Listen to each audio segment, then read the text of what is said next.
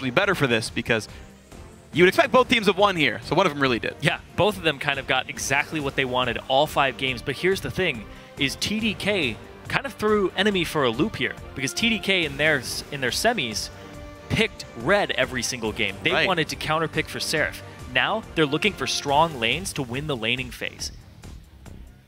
And right off the bat, you can see first pick Nidalee comes through. No one is ever going to let Inox get that champion in their lives. And it's going to go most likely to Kez, but also could go to Seraph here as high-impact champions for TDK.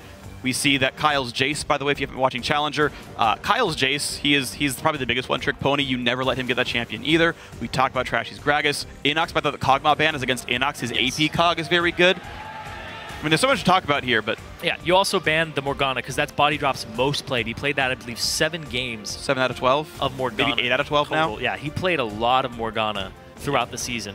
Definitely his most dominant support, so they're giving themselves a little bit of an edge in the bottom lane by banning that out.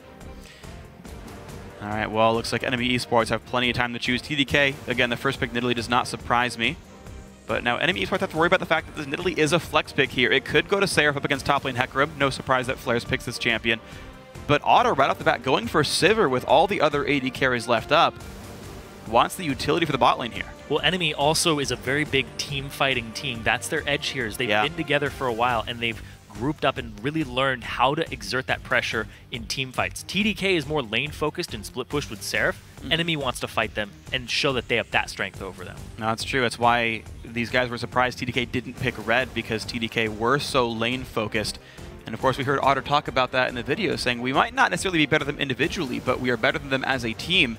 And so a team fight emphasis here for sure. Now, Janna comes through, as well as the Lissandra, which is still more flex picks here. I still don't know if that's Seraph playing it. You don't know a single thing here from TDK. Well, support Janna. Yeah, you know that it's support Janna, but you don't know any of the solo lanes. It could be Nidalee to top or jungle, or it could be the Lissandra to top or mid. So there's a whole bunch of question marks here, and NME aren't getting any answers. Well, they've already blind picked the top laner. They can add the support here. They know.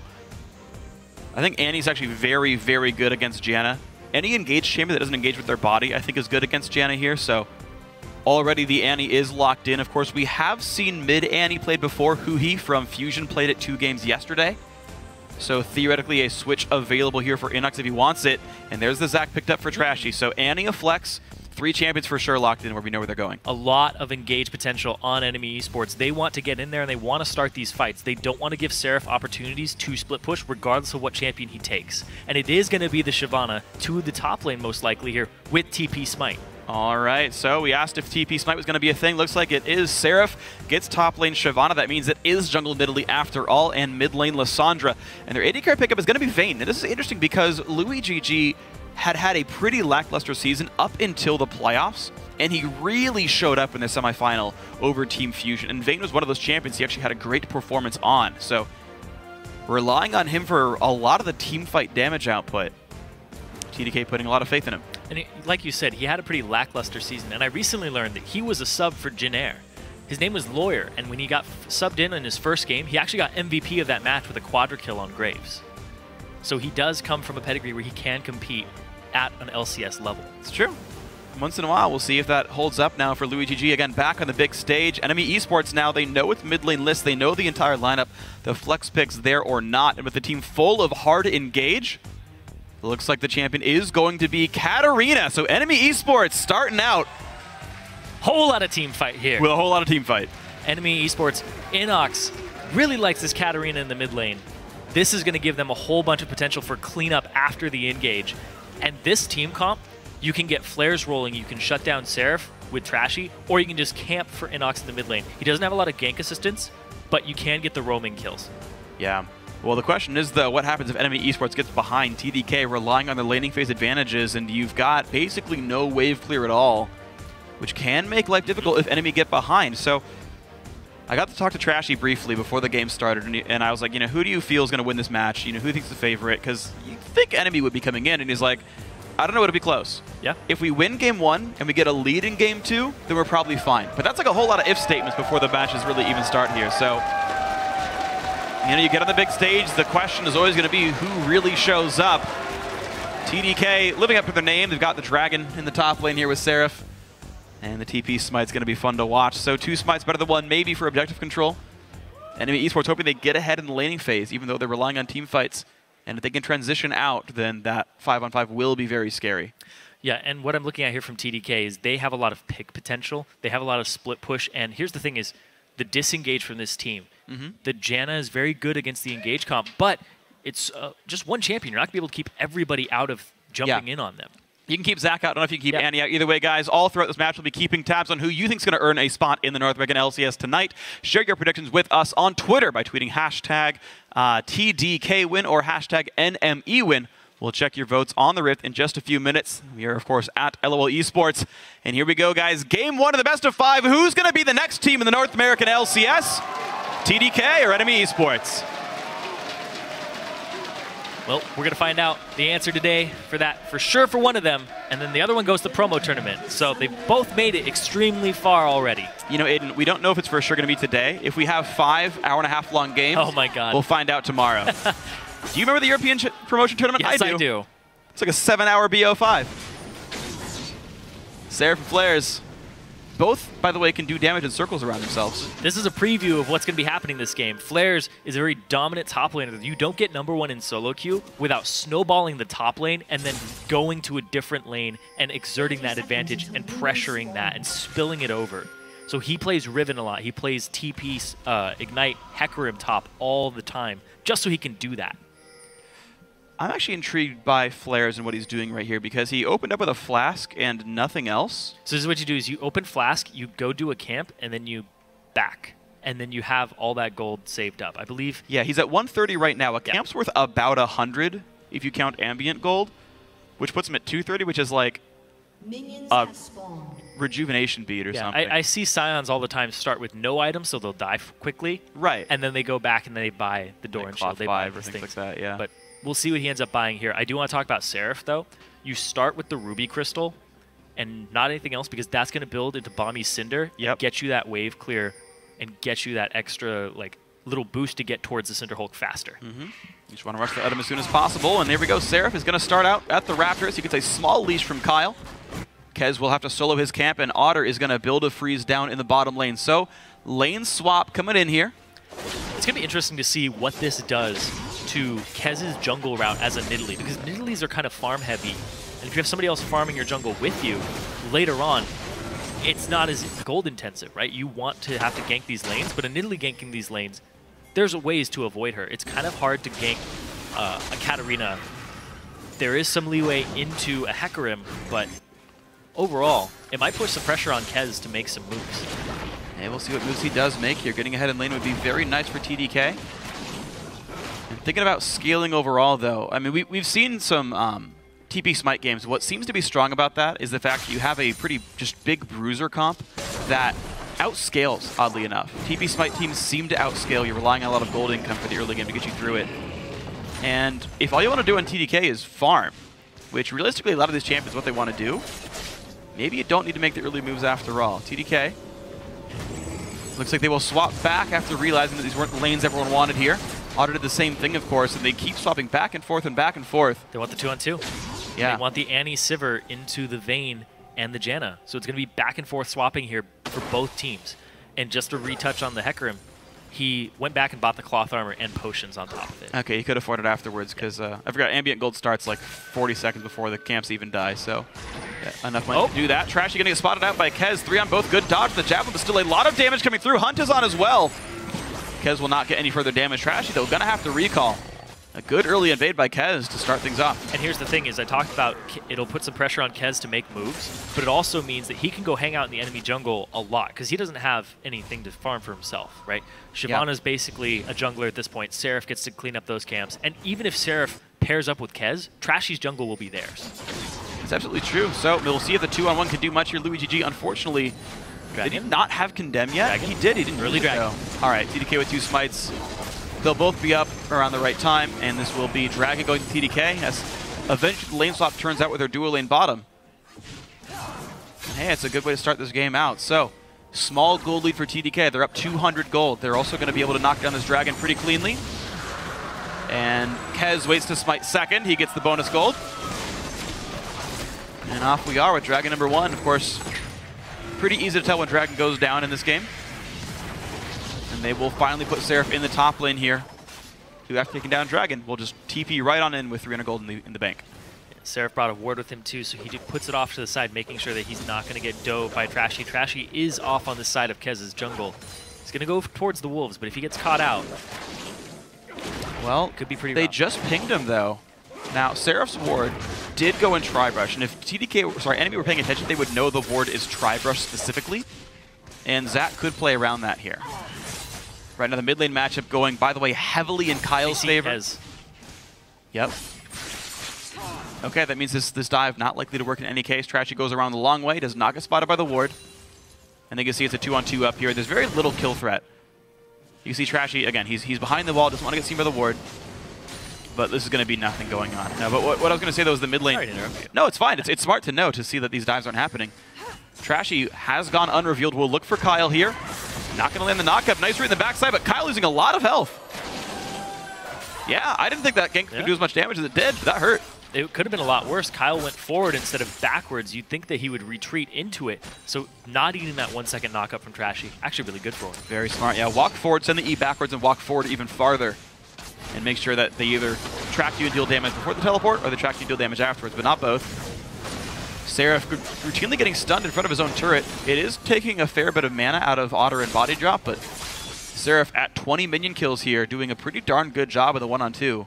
Yeah, both are actually doing a really good job in the 1-on-2. Both Flares and Seraph. We talk about the top lane matchup over and over again. They're actually only 80 gold apart from each other, 60 gold apart from each other.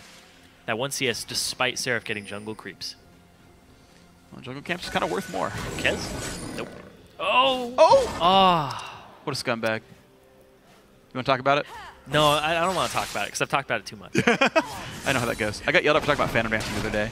Did you? Someone on Twitter was like, stop talking about Phantom Dancing. I'm like, it's relevant. I'll talk about it again just because. Nidalee's R is an auto attack reset. So you auto R, auto Q. And that instantly clears a ward. Only green Boom, wards. it's Pink done. wards will live. Oh, well, you don't have to instantly clear pink wards all the time. I'm just saying, bro. Either way, the turret's now starting to get pushed around. Top lane outer is going to fall, and look at that, right on time. This could even be a freeze for Flares if they wanted to. And in fact, they will. Look at that. Tanks the wave for another quarter second, walked into the brush, double recall. NME eSports have a pristine wave for Flares. The thing, though, is Seraph has a lot of clearing potential with the Bomby Cinder and having Burnout, so he can just run up to that wave if he wants and clear it really hard and try to make it bounce against the turret. But he will have to kind of muscle his way through Flares once he arrives. You can see, though, it's going to be a very different situation for the bot lane. Both lanes actually could be frozen by NME eSports, and with these outer turrets gone on both sides, NME can really dictate what these waves end up doing. It is worth pointing out, though, that this mid lane matchup is heavily going in Kyle's favor and is, I think, the sole reason for this 500 gold lead of TDK. Yeah, this is where Katarina actually took some nerfs to base stats. And, ooh. Tries to all in him there. No ignites burned from either of them, so some restraint there. They're waiting for that next cooldown rotation. Both ultimates blown, though. Yeah, next time he gets the EWQ, though, Ignite would kill Kyle here, and NACS would survive the matchup, actually. Interestingly, Body Drop going to try to challenge Seraph, who does have Smite, which means if he wants Scuttle, he can get it. To go back to the lane swap situation, Flares actually goes in. He's 6. He's 6. It's going to be really scary for Vayne. Flash doesn't get away from it. One more hit. The flash shield from Smoothie. He buys his life back, but in comes Trashy. There's first blood. The ulti comes on in. Kez to rejoin. Misses the javelin. Trashy still wants to battle, but be careful. Nidalee's got plenty of damage. Body Drop coming from the backside. Doesn't hit that javelin either. First blood, and out they go. That was really aggressive by Flares. Having Trashy, and we talked about it. Crumbs talked about it on the desk too. It's whoever gets the attention in the top lane. You need that jungle synergy. So Trashy being there for Flares, able to pick up Luigi, and Flares knowing to push his level 6 over the Vayne. Yeah. Ninja Tabby for extra movement speed and damage. Longsword now picked up off of... No, not recall yet. He had a longsword the whole time anyway. Yeah, really nicely done. The flash from Luigi still got him hit by the stun. Or the fear, I should say. Enemy immediately took their bottom lane after getting the turret and moved it into a lane that had another turret for them to knock down for an early gold advantage. So they shoved them mid. Inox gets a free farm lane bottom because you can't overextend for this without the fear of getting ganked. I like this choice, actually. NME eSports realizing they have to lick their wounds from the mid lane and say, this is not going well for Katarina. Give her the side lane. We very rarely see mid laners swap out to lanes like this. It's normally like, oh, it's a Zed, go split push and create pressure. It's like, no, it's Katarina, go split push and freeze under your own base. He just needs to lick his wounds for a while. But that's going to be a lot of pressure that now TDK can capitalize on. Yeah, you usually don't see it this early at all. Nope. If you see it, it's definitely around those times when you hit an item spike for a split push. But it's just to get Inox past this hump where he's down, doesn't have his Abyssal Scepter just yet, and to give him some free farm in a lane that already had a turret taken. Yeah, I do want to see what ends up happening with Inox for the next few minutes. He did buy a lot of magic resist for his early build, so if he ends up squaring off with GG, no defensive stats to deal with the AD carry. If that matchup ends up happening. TDK, meanwhile, they've actually frozen the top lane for themselves. Vayne going to be getting a fair bit of free farm on the left-hand side of the map. Actually might be slow pushing after all, but either way, you can see the safest of safe lanes given to the big scaling carries on both sides. Katarina on one, Vayne on the other. Kez getting pushed around by Flares. Good dodge. Yeah, Flares isn't, right now, he's not able to do a whole lot. He doesn't have a lane that's shoved up to him. He's going to have to clear top. So NME are going to start this dragon. But there are two smites on TDK. Yeah, but the thing is the mistiming by TDK. They had GG in the top lane who just now recalled. Even though they should know the dragon timer, to me this is actually a bit of a misstep when you've got a clearly stronger mid laner here. In my mind, TDK would win a team fight, but they give NME eSports the dragon anyway. It's actually looking at the gold here for the top laner. Seraph is still ahead of Flares, even though Flares got that first blood. He has more gold, he has the Cinder Hulk completed, so the Shyvana gets to split push as much as possible, and once he shoves up waves, he can go get the Gromp in the bottom lane. He can go get the Wolves with those smites. So this is really good, and the top lane Shyvana is pretty much online now with the challenging smite. Yep, she's going to have all the combat stats she needs for the early to mid game. Kyle going to get beset, but not found. Nice little slow comes in. And as the game seems to play fairly slowly for the mid game, TDK definitely showing a pretty darn good performance here in their early mid game so far. The NME eSports off of that first blood do hold themselves a gold lead. And they're just kind of waiting around right now. GG getting free farm on Vayne I feel like is only a good thing here for TDK. Also keep in mind, there's actually a lot of very good ways of dealing with Katarina. We haven't talked about that yet. But in teamfights, Janna can be permanently on press R for cat duty. Lissandra can do it with her ulti. Shyvana in a pinch can with her ult as well, but you don't really want to save him for that. Yeah. GG also has the threat here. So 4 of the 5 members on this TDK lineup. I feel like it's just going to be clean up there, and they're going to go for the dive on Seraph. Wow, why'd he walk back into the turret? He's certainly going to die for this one. Ignite is on, and Otter's going to get one last auto attack to get the kill. Seraph could have chosen to leave, but went back under the turret. Well, that's what happens when you take a smite. You're not going to get that flash, that extra escape. You're completely reliant on your decision-making and the Dragon's Descent to get out. Dragon's Descent back on the other way, and that's going to be another turret picked up, and a second kill for NME eSports, so it looks like a good capitalization from the duo lane here, but TDK making a similar play. Looking at the top lane, it's a 3-on-2 up here. Trashy will not land the knockup though, but there's going to be plenty of damage still to come through. Ultis for both bruisers. They're still shoving this bottom wave down. Trying to get it to bounce off the turret. And it will. It'll clear before Seraph is able to get most of it here, so a bit of time spent. Seraph, interestingly, by the way, actually buying more damage items going towards what I would guess to be Ruin King here on Shyvana. We usually see her build tank from this point, but it's Seraph. It's you're right. It's this Seraph. guy builds IE on Nidalee, so yep. He builds what he wants to carry his team. He's really just trying to get himself in a situation where he's not going to be the soul tank. We've seen Seraph in the LCS try to be a soul tank on a team, and it doesn't seem to be his style. He likes damage. He likes to be able to put the team in his backpack and carry them. Yeah, and even though he is 0-1 and the CS looks kind of low, he's only 100, 200 gold behind GG, who's been split pushing on Vayne all game. And also has a turret above him. Right, like, yeah, exactly. Like, there's a lot of extra gold funneled to GG, and yet Seraph is still pretty close in gold right here. Is right now Kyle carrying the burden with his 140 CS. But Lissandra, I don't know if he's really known as a late game hyper carry, especially with that Q damage nerf from a few patches ago. However, he will be able to make some plays with all the crowd control. We'll see if Kyle does much other than just lane well. You can see IE Spike comes in for Otter, immediately go back to mid, start pushing mid. Inox has his Abyssal Scepter, so he's ready to group up, he's ready to start these fights. An enemy, with their team fighting comp, they want to group up, they want to force these objectives. Yeah. Because if you fight them for it, they're most likely going to win at this point in the game. And looks like right now TDK not interested in doing battle with anyone. They had Seraph pushing out the bottom lane, they have GG still top lane on this Vayne. And And for the rest of time, NME eSports is happily running around the map, taking whatever objectives they want here. And it's a 2,500 gold lead for the red side. Certainly we can see these games, I feel like, have slowed down compared to what we normally saw in Challenger. You get on the big stage, you know what the stakes are, and you start playing a little bit more risk-averse. More calculated. Certainly more calculated, but not taking some of the risks that they would otherwise. That said, it's still NME eSports coming out ahead in the early game like they typically do. That's true. They play a very strong early game and a very strong mid game around team fights. Their late game also revolves around those team fights and the coordination that they have on this team. But picking a team fight, team comp, it's fairly easy to execute on that.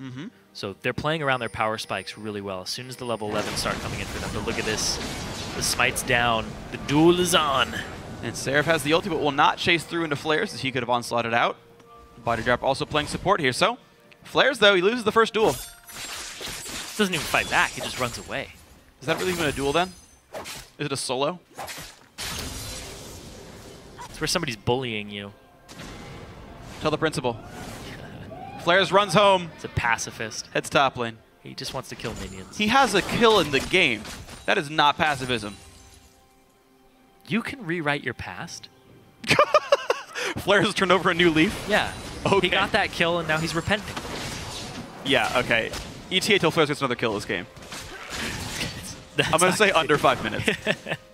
Some repentance. Lent is short on Summoner's Rift. Body drop. He's standing on a ward there, so they are well aware. Oh!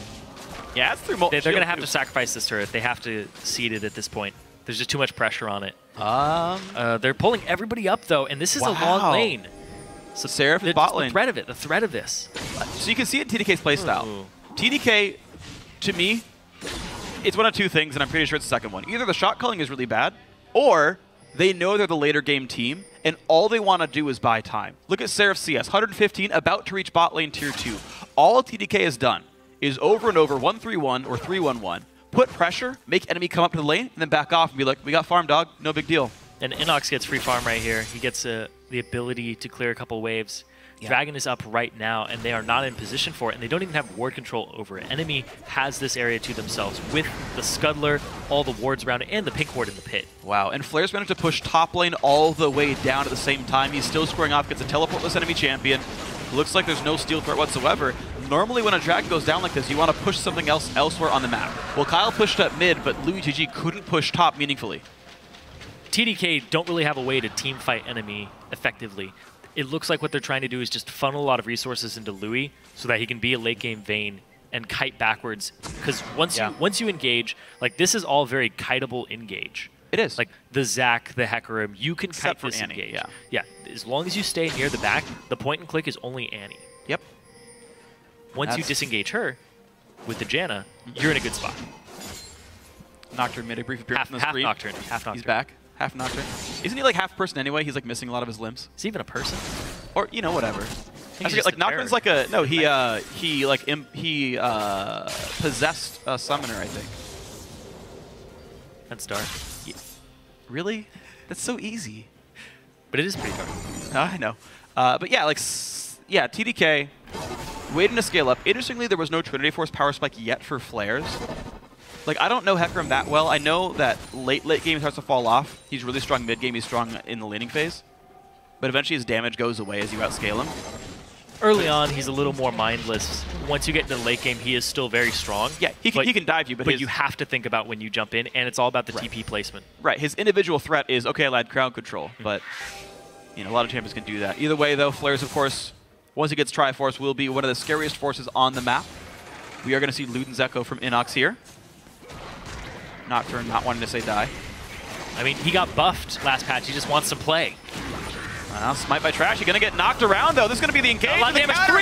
Three-man Tabers in comes Shyvana to the back line, and Seraph taking up whatever he can. First kill comes in as Inox dies. Body drop follows, a fitting name for him, but in comes Flares. Ulti in, three-man Fear, but is it going to be enough damage? That answer is absolutely no. And now Otter getting chased around. TDK pick up a whole lot for this one. 2 kills back, but 5 picked up for TDK. And that's it right there. Enemy has really good power spikes coming out, really good team fight comp, but TDK with the disengage keep them at an arm's length as they play cleanup. Absolutely great team fight here in the first gold lead of the game. TDK could pick up a little bit more off this one. Mid lane outer turret near dead. Looks like patience paid off here, and Seraph goes Blade of the Ruined King. This guy wants to deal some damage. And I absolutely love these two champion selects that came out because it's hard engage versus a disengaged kite around comp that once you engage, you have to have a way to continue that engage when Righteous Glories start coming out, if they even do come out this game, because it's really hard to build them. I think Annie will be able to get one, but you don't want to build that item on Zac. You don't want to be. You don't build it on Hecarim, right? It could be. You can, but it's one of those things you have to be able to continue the engage because the Nidalee's going to kite back, the Janna's going to disengage you. So it's disengage versus hard engage, and I always love watching these types of matchups because it all comes down to the execution and placement of the teams. It's not like a team lost in champion select or anything. Oh, absolutely not. And one thing I think is actually going to be really meaningful here is the stun duration on Annie's passive. Yeah. Because you've got this window while Janna is stunned to do whatever the heck you want, practically, right? Katarina gets a spin, dance around, ulti does a lot of damage. The stun duration does scale up with Annie's levels. Off the top of my head, I think it's around like level 9 or 13 where like she gets an extra quarter second. Those are important levels that will allow body drop to give like an extra quarter second of Inox channel, which is like a couple hundred damage to the whole team. And I think makes a meaningful difference in the fight. Now in this battle, Inox got killed right away, barely got to do anything at all. Even with Abyssal first. And once he gets his Luden's Echo, his upfront burst is going to be very meaningful. He jumped in and didn't play cleanup. He jumped in as initiation in that fight. He thought the stun was long enough to get the damage and got counter-engaged on. Flares was not there just yet. Yeah, so also true. Inox could have held off a little longer and waited for Flares and then jumped in for cleanup when Flares got his ultimate off. Look at this. They're immediately collapsing on Louis. Four-man squad. He's got ulti. Still the stun lands. Now he's been re-revealed. No chance he lives. Well, maybe. Holy crap! Ignite did enough, but that was a bit scary. Inox gets the kill after all. Gotta respect that Vayne. Louis is no pushover. He's 2-2-2 right now. He was 2-1-2, but he has a lot of farm. He's on a good curve right now on this Vayne. 2 items. Yeah. It's actually a good time to be Vayne right now. Your item spikes have come in pretty nicely. He's also going to be able to buy QSS too. That goes right to Vayne's build. Is 3rd item QSS, you don't miss out on a whole lot. And also he's facing mostly magic damage anyway. You will get hit by Hecarim a little bit, but largely it's the Annie and the Katarina and the Zac trying to really pin you down. So a lot of good build synergy here for him as well. And TDK looking pretty strong in the mid game, even despite that 1 kill picked up at NME eSports. TDK still sits 1,000 gold ahead in this game, and I think they will still keep scaling as game goes on. Luden's Echo completed for Inox, so he has that burst for himself coming in, that spike. But speaking of spikes, Kyle, he has the Zhonya's completed. He's 40 CS up over Inox in the mid lane. Somebody who's been consistently dominant throughout the season. Inox has not given up a lot of lanes at all. He's usually the snowball of this team. Didn't Inox have an average of 1 death per game until like very recently? He finally had a 2-death game again and it pushed him over the average, but Inox right now. Yeah, stun on the Kez, but there's no damage here really. Janna's got enough ability power to keep him safe.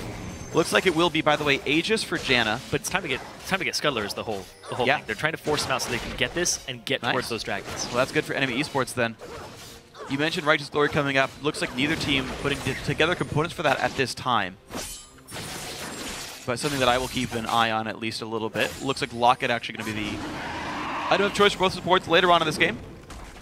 But 23 minutes in, a 1,000 gold lead for TDK, and NME eSports wants Dragon number 3 right here. They've got to dodge Javelins, and they have to know Seraph can ult in after teleport at any time. Yeah, the 3rd Dragon's going to give them a huge boost here, because you want to have that movement speed for the continued engage. Here comes the TP from Seraph, though. Be present. Trash is down to half health, though. I don't know if there's a fight NME eSports really wants to take. They've got less gold advantage than they did last time they took a fight. The last one went pretty poorly. Otter going to get some farm here. He's got a while to go till Phantom Dancer. Actually, he can afford it if he backs right now, which is something that you don't want to do that, and they're not going to allow you to do that on TDK's side. Yeah, exactly. Look at this. TDK, they get control just enough to get vision. They saw bot lane cleared out, and these guys they have a Vayne. This will go down fast. They got 2 smites too. Like, good luck even contesting this at all. Mid lane getting pushed up at NME eSports, but they're still choosing to wait around and maybe defend this dragon, but it will not die. The flash engage comes in. They want it, and there's the hard engage. They pick up Kez. The battle begins. Trashy takes the stun, so that means Inox does whatever the heck he wants, and Seraph will be that 5th and final kill. That was a clean ace for NME eSports. The 5-man ace. They might go straight for Baron here from NME. Well, We might not have more smites than you, but we got more champions in the field right now. There is no way you can stop this Baron. And when you stun the tank, Katarina does whatever she wants, and that was quite the team fight for NME eSports. You stun a lot of the disengage. The Luden's Echo, immediately you could see the effects of that. NOx got to jump around that fight, and that was the team fight NME was looking for. That was Earth mode Katarina right there. Just smart cast your entire keyboard, resets for days, and there we go. NME eSports up 3K with a Baron buff. This is the Katarina dream. Body drop jumps in. Kez and Kyle. Smoothie is not in a position to disengage it immediately, so he flashes in, but you can see the damage from Inox just melted them so quickly because of the front burst of the Luden's Echo. That's one of the reasons Katarina is so good. You know, I just realized why Sivir made so much sense here.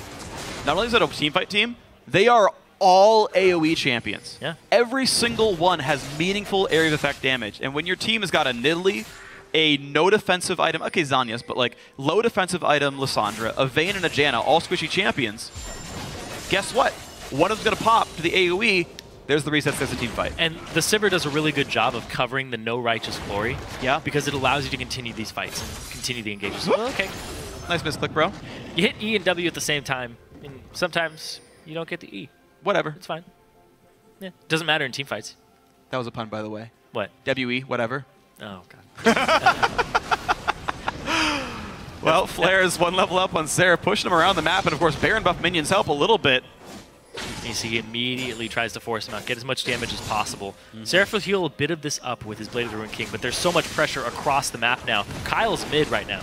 They don't have the defense for this. No, not at all. Luigi G forced to get away from this one. Four-man push. Yeah.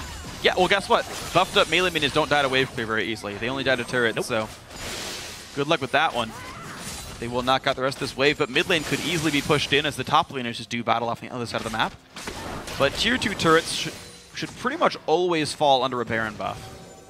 And with 1 minute left, NME eSports should be able to claim at least mid lane, and if they rotate, top lane. This is the pressure that Flares likes to exert. You can see the Ignite's down. Wow. Oh, the Ruined King heal! Holy. All right, Seraph's getting a shield right now from that turret. Oh, Smoothie's here. Oh, wow, they're going to kill Flares. Oh, no, no, no. Oh, easy. I knew it would happen that way. Immediate pop of the ultimate from Otter there to try and get something and force them off this turret. They get a turret for the death of Flares. Careful though, it's 4v5. Kyle has no ult, but he could always W, but nothing to be done. All right, so TDK, they get a turret, they lose a they get a kill. They lose a turret, they're probably going to lose anyway. Yeah, TDK don't have a lot of ways to start fights though, is the thing. Is they're waiting for NME to start the fights for them. It's Seraph jumping in and Lissandra only really locks one person up or herself and creates a slow zone. There's no real way to just force a fight like Annie does. Not against the Sivir team, no way. A lot of escapes here for NME eSports, and they're still dictating the pace after that mid-game lead, and of course with Baron buff it helps as well.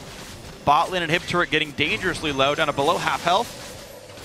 And Otto decides to go back into this one, very low, gets jumped off. Oh, wow, yeah. A lot of burst comes through. Will this be the engage they want? In comes the TP from Hecarim. Here he is, the knockaround from Trash, but this team just wants to run away. Sivir ulti, though, still down. They have no ways to really chase this that hard. It's going to be Kez throwing spears. That's going to get him in a body drop. Of course, stun's available. It's the lack of hard engage from TDK. They can't capitalize off mistakes like that. If you had a hard engage member on your team, Kyle wasn't in a place to even go forward and capitalize off of the overextension of Otter. Sadly, he couldn't run fast enough. Smoothie, even though he gives his teammates some move speed, couldn't lead the charge quite. And TDK will not get anything special off this. NME eSports now sitting up 4,000 gold. Flares. Yeah, he has to know there's people around here. Close in the Javelin, Kez won't get much.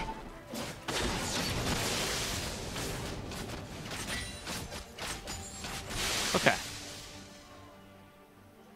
4-kill lead, a lot of map pressure here for NME eSports. And the next dragon to go down is the movement speed one, which is actually quite nice at this stage of the game where rotations start meaning everything.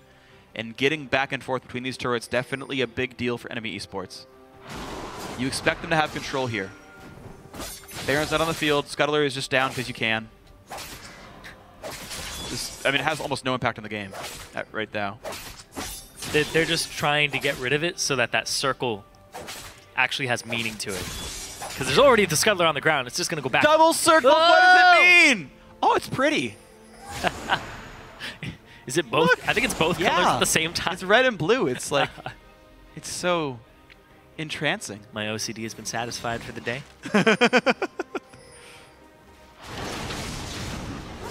Flair's ironically not the one with fire powers in this one. Going to walk away from Seraph. They're immediately going to start pushing top here with that minion wave. After getting the Scuddler, they got it. This minion wave just grouped up. Ooh. Maybe not, just kidding. I thought the whole team was there. They weren't. Nope. They're missing a Zac. Yeah, they're missing a lot of their threat of an engage. Yeah, true. Because Body Drop doesn't have his flash just yet, so the flash Tiber's not an option. True. Yeah, they kind of just shoved minion waves out and allowed them to farm there instead of really applying pressure to an objective. So NME giving away some free waves. Now, though, they could wrap around Seraph. Oh, wow. Whoa. Wow, wow. 3 for nothing. That's so explosive. All right. Well, that was a team fight. Enemies eSports won it. They can push mid off this one. They got a minion wave there already. Flair's just to lock Seraph down. Keep it from going anywhere. Ruin King used to run away, but mid lane inhibitor is certain to die off this one. A 4 versus 1. The Janna not going to stop this anyway. Yeah, and when I was looking at Champion Select too, TDK, their first few lock-ins, Lissandra, Janna, Nidalee, that team is extremely squishy. You round that out with an AD carry, you get yourself a tank, but that's a lineup that just explodes so quickly when you get the right engage. We're going to see it right here. Trashy jumps in, and he gets 2 people right on top of Enoch with the flash to E in. That's a 1-second knock-up on Zac, followed by his Let's Bounce, and Inox immediately capitalizes on that. They are on the same page for that engage. Really, really nice team fight start. It's going to start looking worse and worse for TDK, though they have a locket and inventory for Smoothie. He wasn't around to help his team survive this. And the magic resist options of TDK are quite limited here. They didn't know if Inox was going to be a big threat. He lost the laning phase, but NME gave Inox that side lane farm. He caught up in gold at least enough to be useful. Averages 1 death a game. Still there. Still there. He's at like 1.08, unfortunately. Yeah. He's not at 2. I mean, if you round, it's at 1, but just to be pedantic. Yeah, I'm trying to see. I don't think he has had 3 deaths in 2 games in the semifinals, I think. Yeah. He's, there's only 2 games that I see that he actually has 3 deaths on them. Okay. Yeah, his casting game was 1 death. His Kog'Maw game was 2. So there's only 2 games out of his 12 games that he's actually had 3 deaths. Yeah, more than 2. Okay, ward control here for NME eSports. Dragon 3 was taken cleanly. Baron is back on the map. If these guys wanted to push any farther, of course, mid inhib being down and limited wave clear could make life very difficult for TDK. Yeah, you basically strangle them from vision. You clear all their wards, you go to the Baron, you let your mid wave do some work, and you force them to check you. They either give up Baron or they jump into your hard engaged team. Yeah. So I doubt that enemy's actually going to start this. They're going to clear the vision, wait for TDK, and then engage on them, and you're seeing them trying to force something right here. And they're trying to force, they don't get much for it. They do get mid back cleared. They have ward control over Baron though. Now they can't Sivir ult to re-engage, but they can just simply walk at Baron and start it up. Mid lane will have to be cleared. And that is a ward right there under their feet. They couldn't quite clear. Still got a hit left on it. Enemy eSports should know about that. There's no way that Death Rush works. Like, they got seen going over there. How do they not know that ward's not dead? They got seen going in there. You hit the ward. And they gave up and hit some minions. That's kind of like, was there a ward in that bush? No, man, I cleared it. I cleared that. No one got the gold for it. What are you talking about? Or like he had swept into the ones we saw the 15 gold pop up. It was like, oh yeah, the ward died. No, I cleared that ward.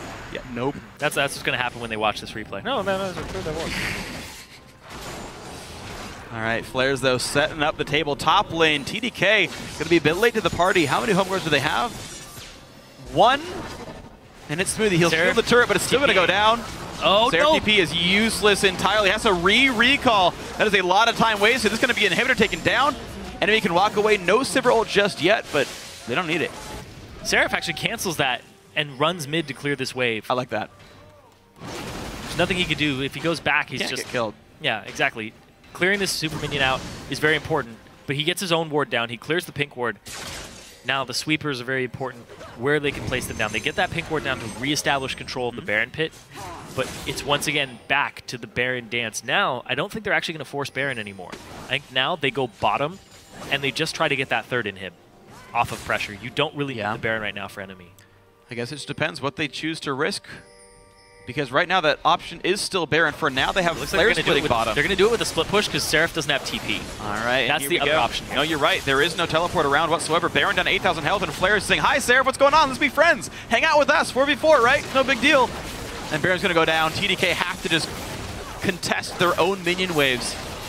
And that will be a Baron going to NME eSports here in Game 1. In this best of 5, winner goes and joins the North American LCS. And NME eSports are certainly farther along in the road right here in Game 1. It's actually a really good call. I didn't think about that. I was like, oh yeah, Seraph used his TP. It got canceled, but he still used it. So the fact that they went for the Baron there instead of pushing it out was really good. Now they're just going to rotate down to that bottom wave. Yeah. Get that Baron buffed up. Flares sitting in the base with Home Guard. He's ready for this fight. Yeah. Now, mid lane is respawning here. So these guys might push in bot, then switch back to re-kill the inhibitor. But either way, top lane, gigantic wave right now going into TDK's base. This turret's low. They have to respect the Lissandra ult engage somewhat here, but Otter's going to get a couple of hits in. And life is still good. Flare's still waiting inside the base for his teleport opportunity. 1 or 2 more hits to go. There's the engage, the backline dive. Wow! Here comes One Flares. Kill already. NACS will trade his life, but there's so much backline damage, it's not going to be nearly enough. NACS actually lived. I take it back, and into the next as they go. That's going to be the game. Explosive end to it all. NME eSports have taken the first game in the road to the LCS. 35 minutes in. Immaculate team fights there from NME, showing off their strength, that they've been together for a while, and they're ready to just come into the LCS as a team off of team fights. That was great to watch. The early game took some time. They played the laning phases. They tried to figure out who wanted to go where, what was the right thing to do. Small gold lead here, and then one bad team fight. Oh my God, is this the right thing? Is this comp going to work at all? And with no hesitation, they tried again next time. That one worked great. Next time, that one worked well. It was a slight misjudge of Power Spike because they wanted the Luden's Echo before they got that big team fight with the upfront Katarina burst. The fight they took previously, it wasn't completed just yet. Yeah. Aether Wisp and an Abyssal Scepter, and NACS died at the very start of that battle, so something that NME eSports might need to keep in mind next time around, but honestly, this team... Sorry, Nocturne again, guys. Yeah, it's okay. We're good. We're good. We're all happy. The timer has ended. Either way, though, NME eSports, they continue their very long streak of wins. They are now 12-1 in the North American Challenger Series. They are 2 games away, and odds are they'd win those based on their win rate here. So, well, Trashy said, you win game 1, you get a lead in game 2. He thinks it's over at that point. Yeah. We'll have to see. We will have to see. So, team fight comp, game 1, NME eSports. Very obvious, the goals there, and the goals were good, and you know what, it worked out. A lot of hard engage, a lot of follow-up damage. I like the comp here. Now, you got to think about what's next for game 2. We talk about best of 5s a lot, and game 1 is a trial period. You say, okay, what have they brought to the table? Who's playing well on land today? That's actually an important one so far. Seems like strong performances kind of across the board for, I would say, both sides, actually. You know what I think is really interesting is body drop. This guy, out of everybody in NME, because you have a top laner Flares. He played in LCS this year as a sub. True. You have Trashy, who has LAN experience in London at the Road Show. He's been to the expansion or the promotion tournament. Yeah. You have Inox, who played in the LCS, and you have Otter, who's been on multiple LANs. Body Drop has been in a couple, but he showed up here with hard engages, no hesitation on. Yes, that's true. Big, you're absolutely big right. thing there for them. We talked about the early game being a little bit passive because the teams would be afraid to make mistakes, but when it came down to making make or break calls in team fights, tenacity from NME eSports, generally very good calls and very strong team fighting. So congrats to them.